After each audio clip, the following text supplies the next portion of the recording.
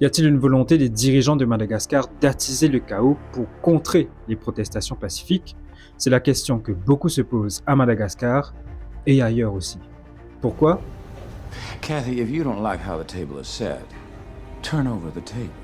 Le président malgache Andry Rajoelina, son gouvernement ainsi que ses richissimes partenaires craignent vraisemblablement que le mouvement de protestation se mue en soulèvement, comme cela a été vu au Népal récemment par exemple. Car même si le mouvement Gen Z a initialement lancé des protestations contre les coupures d'électricité et d'eau, une colère généralisée contre le gouvernement de Rajoelina a gagné l'ensemble du Madagascar. Et que faire dans ce cas quand on est au pouvoir? Une des solutions est de mettre en place une stratégie de tension.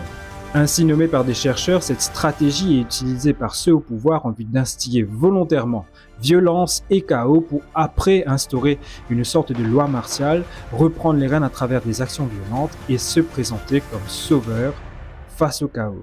D'ailleurs, créer un climat de terreur peut mener la population à réclamer une répression plus forte, ce qui justifie alors des mesures exceptionnelles des autorités pour protéger les citoyens. Cette stratégie de tension, elle n'est pas nouvelle. Elle a été déployée maintes fois par le passé, dans les années 70 en Italie, en Amérique et en Argentine, ou en 2011 en Égypte.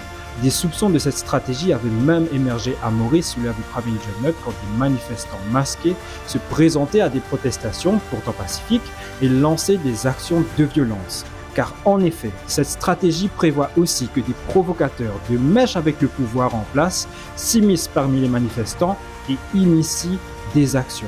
Ils peuvent occasionner des incendies, des actes de pillage et de vandalisme, voire même caillasser les forces de l'ordre, ce dans le seul but de créer du désordre et ainsi permettre aux autorités d'user d'une plus grande répression.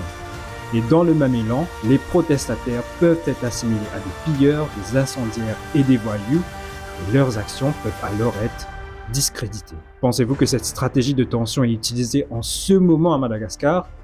Nous attendons vos réponses en commentaire.